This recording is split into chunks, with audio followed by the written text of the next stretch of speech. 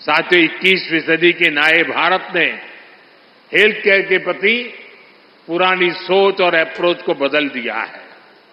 आज आरोग्य से जुड़ी भारत की रणनीति के 5 स्तंभ हैं। पहला, प्रिवेंटिव हेल्थ केयर यानी बीमारी होने से पहले का बचाव। दूसरा, समय पर बीमारी की जांच।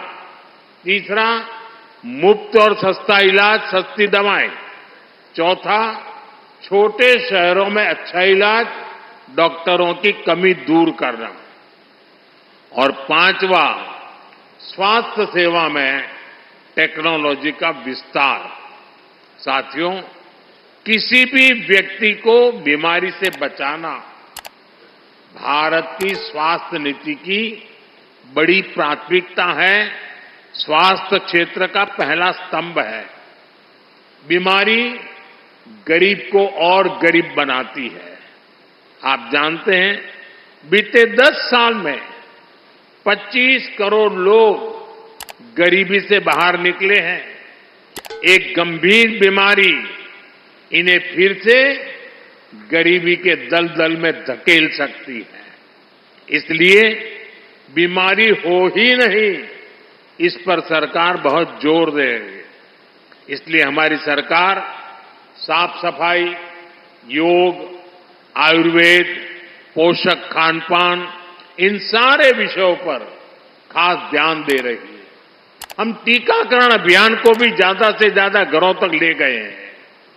10 साल पहले तक ये स्थिति थी कि देश में टीकाकरण का कवरेज 60% के आसपास ही थी, यानी करोड़ों बच्चे तो टीकाकरण के दायरे में ही नहीं थे।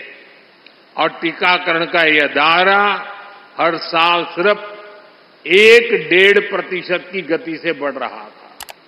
अगर ऐसे ही चलता रहता तो हर क्षेत्र को, हर बच्चे को टीकाकरण के दायरे में लाने में 40-50 साल और लग जाते।